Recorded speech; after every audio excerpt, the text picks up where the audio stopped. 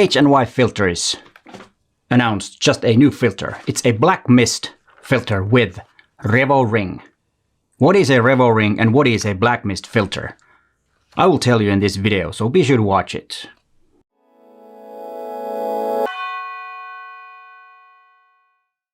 Hi there, my name is Peter Forsgaard and I'm a professional photographer from Helsinki, Finland. And a disclaimer. This black mist and a RevoRing filter was sent to me from HY for this review. They wanted me to review this for the launch of this new filter. They did not tell me what to say, nor did they see this video beforehand, so everything I say is my own or are my own opinion, like always. I never let anyone else to say what I need to say in the video. I always, test the product and tell what I think about it. And I try to be as honest as possible. And another thing, I get to keep this filter. So now that's out of the way. Let's start with the thing that what is a RevoRing? RevoRing is a genius way of attaching filters to your lens. This particular one that I have is from 67mm to 82mm. So any lens that has from 67 to 82mm filter thread, this adapter or RevoRing can be used.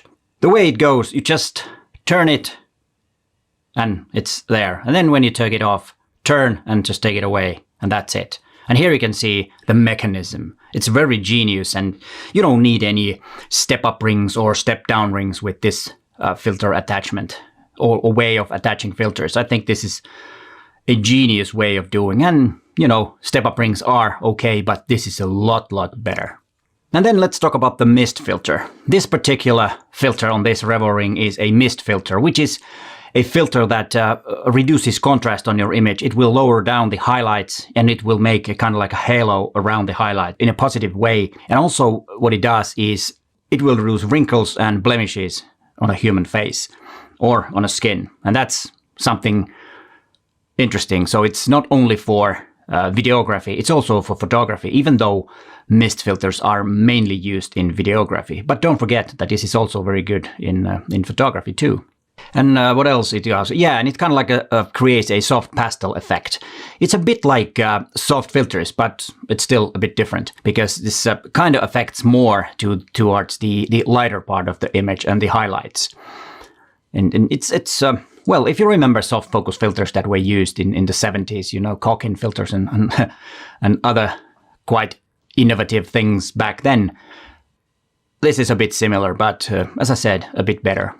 And you can get these with 3 different strengths. This one is 1/4, and then you have a half and 1/8 of a strength. And the ones that I've used before, usually the 1/4 or the quarter strength is the best one, at least for me. I think that's kind of like, it's not too soft, but soft enough to make a big difference. And let's look at some images that I took with the filter, and I always will have images side by side with the other one without the filter and the other one with the filter.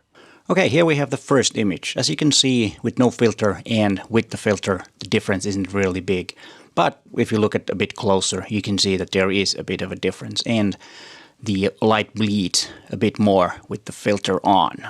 And here you can see it more clearly. This is taken from the same spot with same setting. As you can see, the halo around the light is totally different than without the filter. And then a city scene where you can see the difference in the signs of the cinema theater.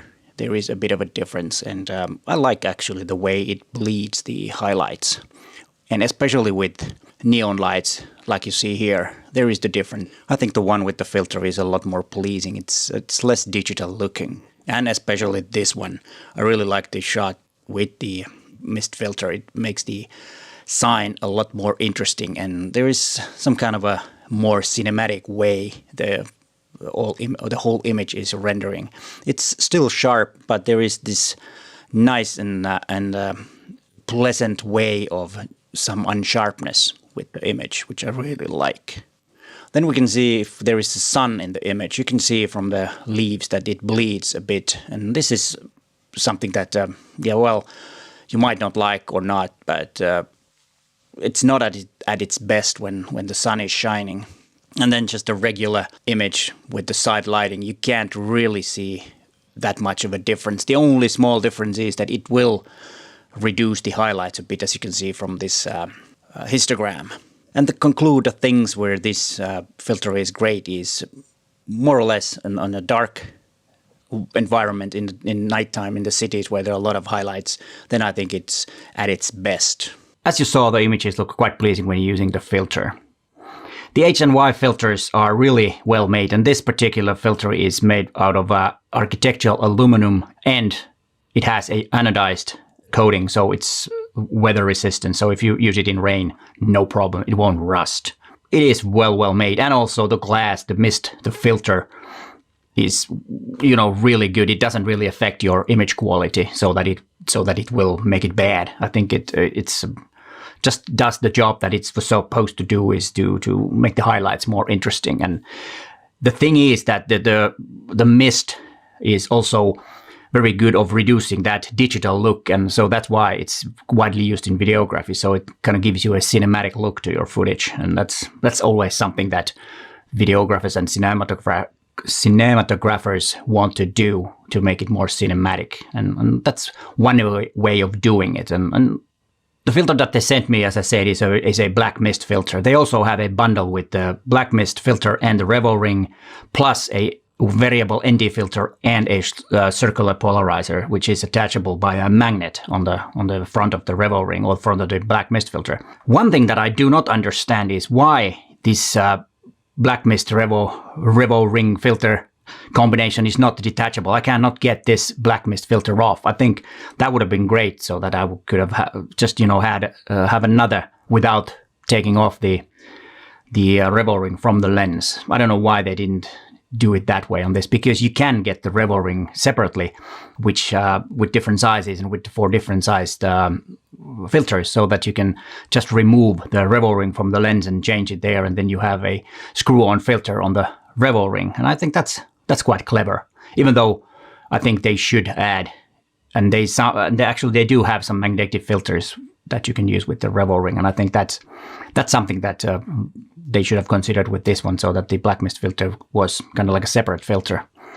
But for some reason it's not, and unless I misunderstood the thing, but I haven't been able to take it off. But that's the only downside. But if it's not a big deal, but I was just wondering why they did it this way. You'll probably guess that I actually really like this, and it's a lot more convenient using this RevoRing than using step-up rings, and I think this is a clever way of doing. And I'm going to look into their other filters and see how they would fit my work, and if they are reasonably priced, then I would probably buy some more of H&Y filters. And if you're interested in these H&Y filters or this black mist filter with the RevoRing, I do have affiliate links to their web store in the description of this video. So if you buy something, I get a small commission. You don't pay any extra. So it's a win-win situation. You get a great filter / RevoRing, and I do get a small commission. So it's a win-win situation. The price of this filter is from $109 to $119 US, depending on the size of the RevoRing you have. The smaller ones are the 109, and the more expensive ones are 119. So not a bad price. And here's a video about filters in general. What kind of filters there are, how to use them. You might want to watch that after you finished watching this video. But hey, thanks for watching, and bye for now.